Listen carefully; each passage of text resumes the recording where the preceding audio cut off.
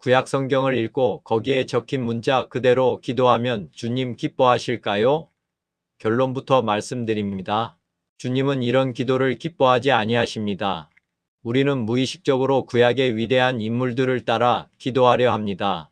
하지만 신약 시대를 사는 우리가 구약 성경을 문자 그대로 해석하고 기도하면 오히려 하나님의 뜻에 정면으로 반대되는 기도를 하게 될 수 있습니다. 왜 그럴까요? 오늘 신약 시대에 맞는 진짜 기도와 말씀 적용법을 나누겠습니다. 영상을 끝까지 보시면 어떻게 구약 성경을 적용해야 하나님이 기뻐하시는지를 알게 되실 것입니다. 오늘 나눔은 구약 성경 열왕기상 8장 솔로몬이 성전을 봉헌하면서 드린 기도 내용과 요한복음 17장 예수님이 마지막으로 하신 기도 내용의 말씀을 중심으로 정리했으니 먼저 관련 말씀을 보시고 영상을 보시면 도움이 더 되실 것입니다. 구약시대와 신약시대의 가장 큰 차이점을 알고 살아야 합니다. 패러다임의 대전환이 이뤄진 사실을 알고 있습니까?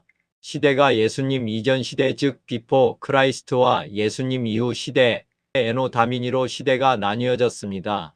왜 시대를 나누게 하셨을까요? 그것은 인간이 주인인 시대가 아니라 예수님이 주인인 시대가 되었기 때문입니다. 당신 삶의 주인은 지금 누구입니까? 거듭나지 않았다면 먼저 거듭봐야 합니다. 거듭난 사람이라면 이제 삶의 주인이 나에서 주님으로 패러다임의 전환이 이루어져야 합니다. 기도를 드릴 때 죄가 어디에 기인해서 나온 것인가를 보셔야 합니다. 다시 말하면 누가 주인이냐입니다. 구약시대는 인본주의 관점으로 기술되어 있습니다. 그래서 철저히 내가 주인이 되어 땅의 축복 가나안을 구하는 내용으로 되어 있습니다. 구약 성경은 하나님의 나라를 가나안이라는 눈에 보이는 땅으로 설정해 찍은 하나의 거대한 드라마입니다. 이스라엘 백성들은 신약시대 우리 성도들이라고 비춰봐야 하고 약속의 땅 가나안을 천국으로 비춰봐야 합니다. 비춰본다는 것은 반대로 보는 것입니다. 즉 반대로 비춰보지 않고 문자적으로 바로 적용하게 되면 하나님의 나라를 구하는 것이 아니라 세상을 구하는 결과를 낳게 됩니다. 즉 하나님의 뜻과 정반대로 적용해버리는 오류를 범하게 된다는 것입니다. 바리새인 서기관, 유대 지도자들은 성경을 문자적으로만 보고 적용했기 때문에 주님이 오셨을 때 주님으로부터 책망을 받은 것입니다. 예수님이 주인인 사람이 구약 성경을 볼 때는 정반대로 봐야 하는 것입니다. 다시 말하면 눈에 보이는 육신의 축복이 아니라 보이지 않는 영적인 의미로 해석해서 보아야 한다는 것입니다. 로마서 8장은 육신을 따르는 삶과 영을 따르는 삶을 분명히 구분합니다. 우리 몸은 영과 혼과 육으로 되어 있습니다. 거듭난 사람은 영이 거듭난 사람으로 주인이 나에서 주님으로 바뀌지만 육은 여전히 옛사람의 몸입니다. 구약 방식의 기도를 문자 그대로 적용하면 내 육신과 자아가 강화됩니다. 바리새인들처럼 종교적인 껍데기만 남게 됩니다. 육이 아닌 반대로 영을 강화하는 기도를 드려야 합니다.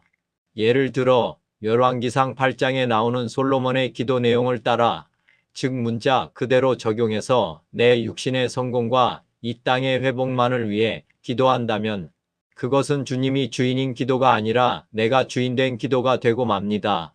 우리는 기도할 때 습관적으로 해서는 안 됩니다. 잠깐 멈춰서 이 세상을 구하는 기도와 육신이 잘 되는 기도를 내려놓아야 합니다. 세상적인 것을 얻고자 하는 기도 대신 주의 나라와 주의 의를 구하는 기도를 먼저 드려야 합니다.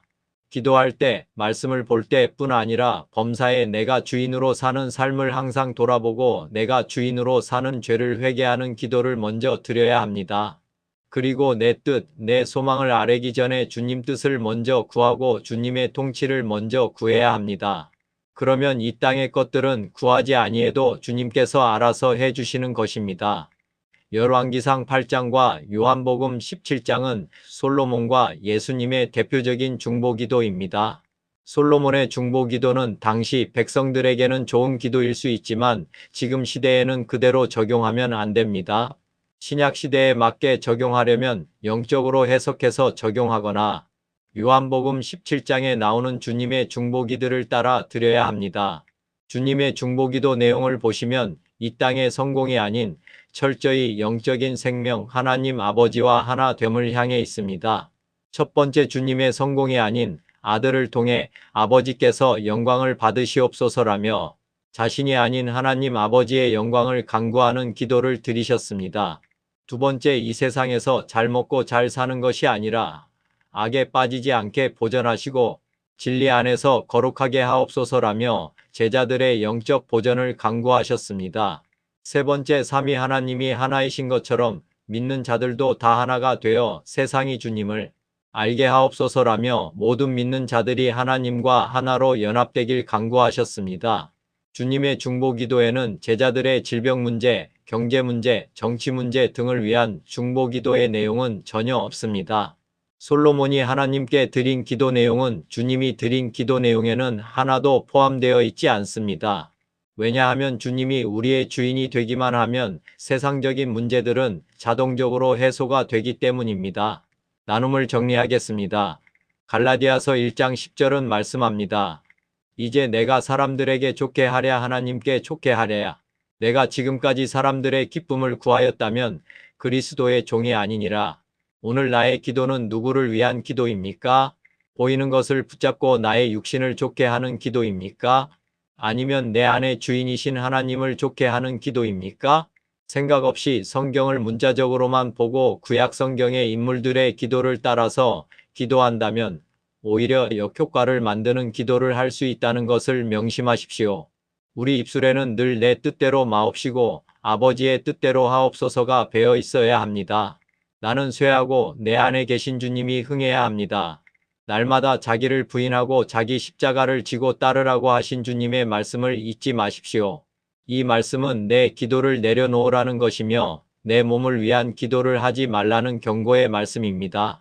성령님의 기도는 구약의 여리고성, 내 자아성을 무너뜨리는 기도입니다. 우리 자아를 내 스스로 파쇄하기는 불가능합니다. 성령님이 오신 이유는 내 자아를 파쇄하고 주님의 뜻이 우리 삶에서 이루어지도록 하시기 위해 오셨습니다. 나를 부인하게 하시는 성령님의 기도를 무시로 드리는 삶이 되시길 바랍니다. 그리고 주님이 가르쳐 주신 주님의 기도를 따라 기도하십시오. 신약시대는 주님이 주인인 시대이므로 철저히 나는 죽고 예수님이 주인 되시는 삶으로 삶의 패러다임이 완전히 전환되어야 합니다. 내 기도가 아닌 주님의 뜻대로 하는 기도가 자연스럽게 나오게 될 때 주님은 우리의 눈과 귀를 열어주셔서 문자적으로 보지 않고 레마의 말씀으로 보고 듣게 해주십니다. 성령님께서 영적인 눈과 귀를 열어주셔서 말씀을 바르게 적용하고 주님의 뜻대로 그의 나라와 그의 의를 먼저 간구하는 성도님들이 되시길 주님의 이름으로 축원합니다.